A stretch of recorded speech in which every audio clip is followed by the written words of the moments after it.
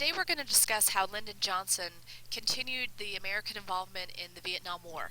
In class, we've looked at the role of President Truman, Eisenhower, and Kennedy. So here we're just going to quickly review what had happened in Vietnam up to the point of Johnson inheriting the problem when Kennedy was assassinated in November of 1963.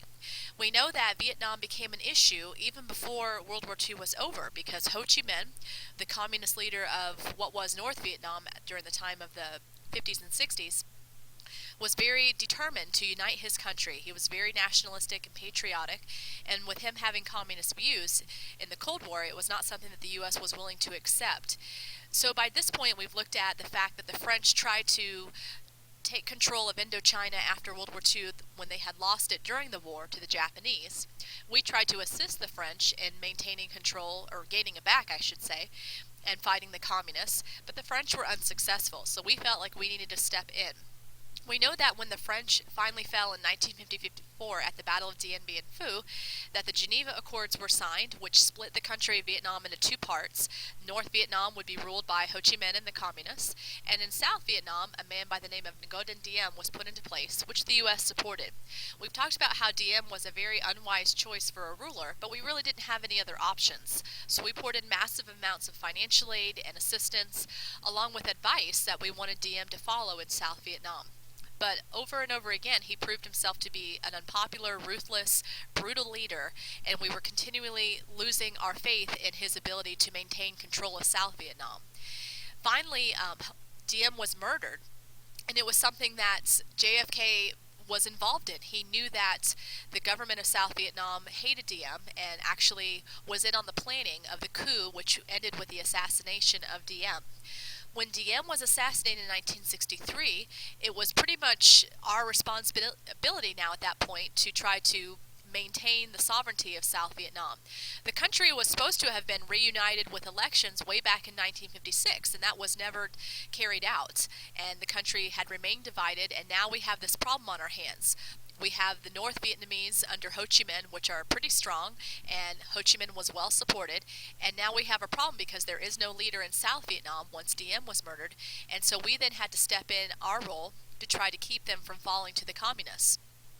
General Westmoreland, who was to become the lead general for combat in Vietnam, actually said that Diem's assassination morally locked us into the country because now we had to try to figure out how was South Vietnam going to continue from this point on.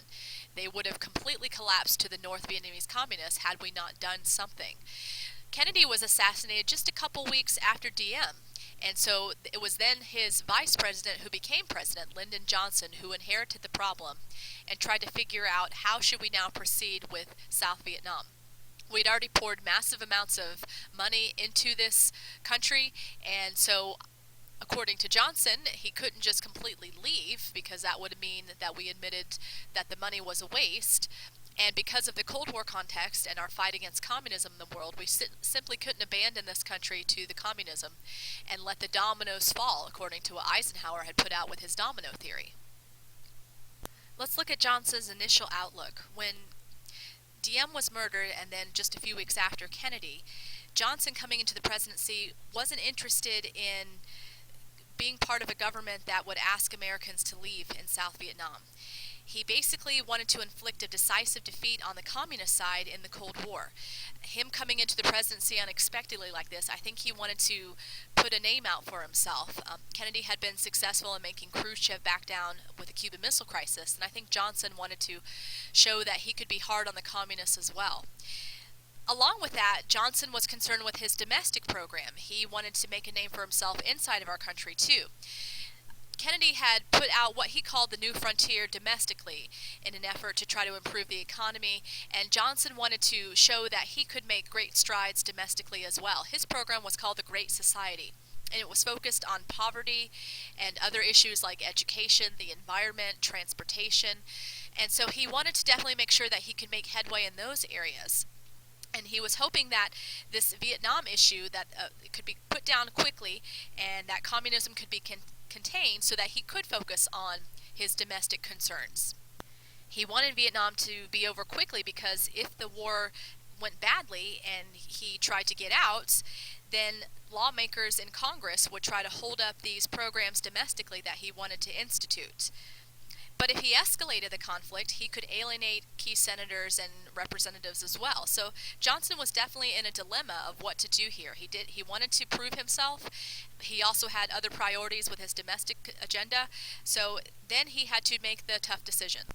Meanwhile, in North Vietnam, Ho Chi Minh was concerned about the level of commitment that he was receiving from Mao in China, his closest Asian communist ally. The communists in China were not completely supportive of North Vietnam's decisions and its goals, but Ho Chi Minh, because of his intense nationalism and patriotism, didn't want to give up the cause for uniting the country of Vietnam under his communist rule.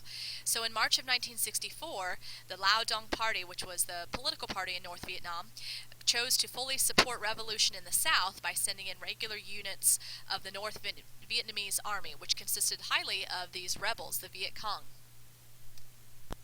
The first units of this North Vietnamese army reached the South in August of 1964, and around the same time, here in the United States, Washington was realizing that it would have to bomb North Vietnam and mine its harbors to cut off its support for the Viet Cong.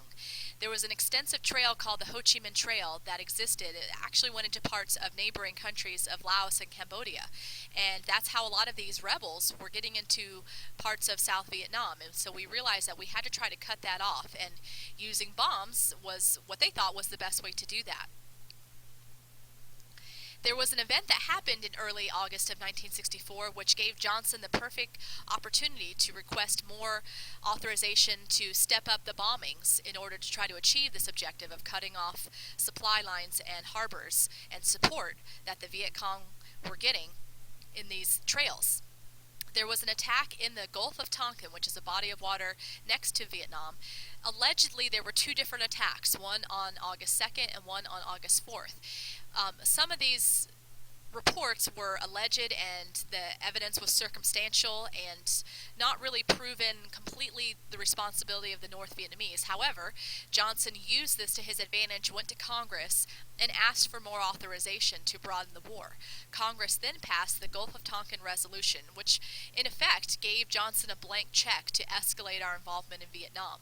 It was very similar to other incidents that we've used in the past to allow the presidents to gain support for a war, such as the sinking of the USS Maine in 1898, which allowed us to go to war with Spain in the island of Cuba and in the Philippines.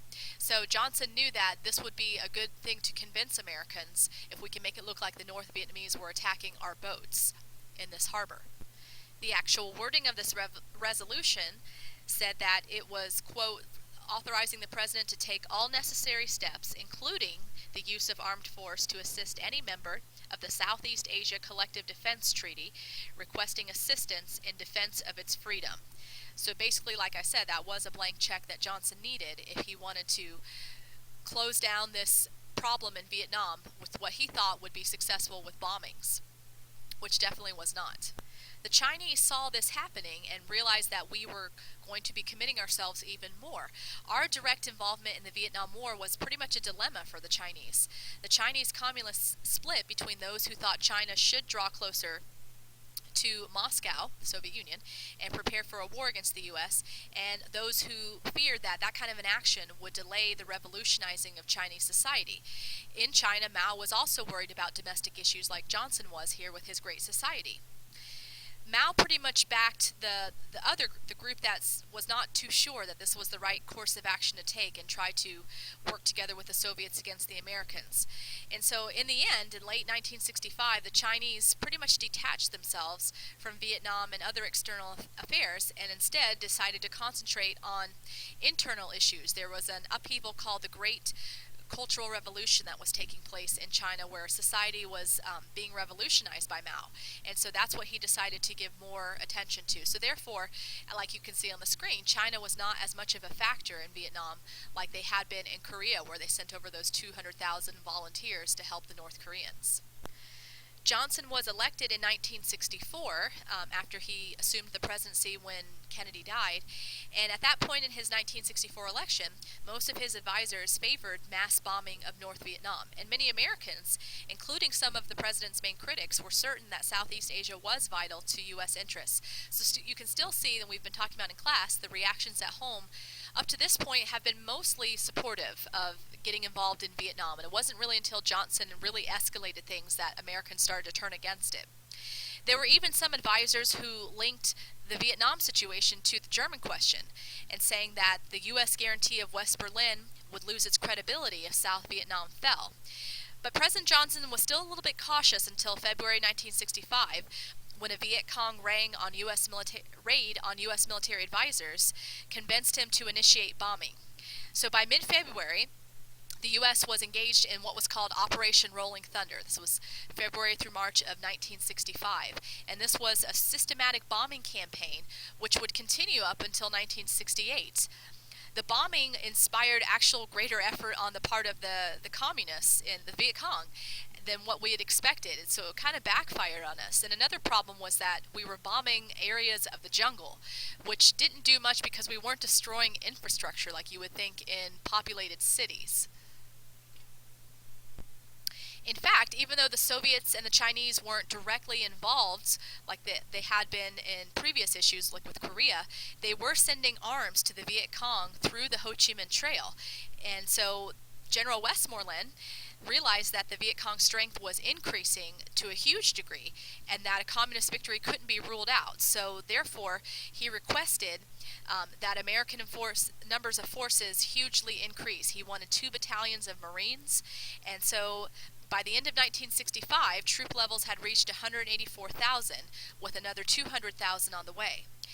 So going with this request from General Westmoreland, President Johnson committed the U.S. to a land war in Asia while misleading the American public to how big the scope of containment was supposed to be. This betrayal that Americans would later feel, where we were getting news along one lines but actually something else was taking place, led to what was known as the credibility gap and made many Americans distrustful of what was happening among our government in Vietnam.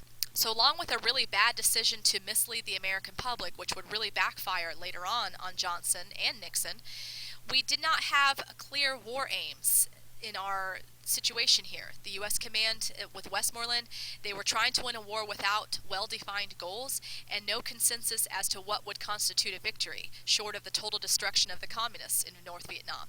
So we were fighting a conventional war against guerrilla insurgents, hoping that we could kill enough of the enemy to drive North Vietnam to negotiate. But we had no way of knowing how many deaths that would take and no awareness of the level that Ho Chi Minh had with his commitment to the war. We killed literally millions of Vietnamese, and yet they still fought on. So without clear goals or no real way of knowing if we had won, this was basically doomed. North Vietnam, which I'm calling here Hanoi because that's the capital of North Vietnam, they had this ability to resist the constant onslaught of U.S. forces, and pretty much there was a number of factors for this, but it boils down to the fact that they had a simple goal. They were trying to reunify Vietnam by expelling the Americans and conquering the South. So they had a very clear objective, whereas we did not. Another reason, like I said, was that their economy couldn't be destroyed by bombing. They were an agrarian nation with many jungle areas and very little industrial areas, and so to try to bomb them back to the Stone Age, as one of the generals suggested, was ludicrous because it wasn't doing the effect that we wanted it to do. Additionally, the North Vietnamese army followed the same strategy it had used against France, which ultimately saw the defeat of France. They used guerrilla tactics against a superior foe until you can entice that foe into a situation where you have the advantage. They had the ability to live off the land, mix with the local people, and make it impossible for the U.S. to force them to fight a conventional war. So they definitely had an advantage over us when it came to strategies and tactics.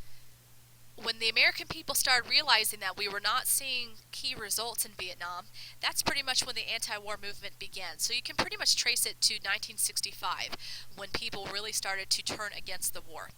It mostly was led at college campuses. There were teach-ins, which is when they would have speakers lecture for sometimes several days on the situation in Vietnam. Organizations like the SDS, which stands for Students for a Democratic Society, were put into place, and other anti-war protests were conducted simultaneously across many cities. This was going to become a defining feature of Johnson's presidency, these protests. At this point, though, in 1965, the anti-war reaction was out of proportion to the American involvement. By the end of 1965, U.S. troop strength stood at 184,300, and only a little over 600 had been killed. But later increases would definitely turn protests up even more.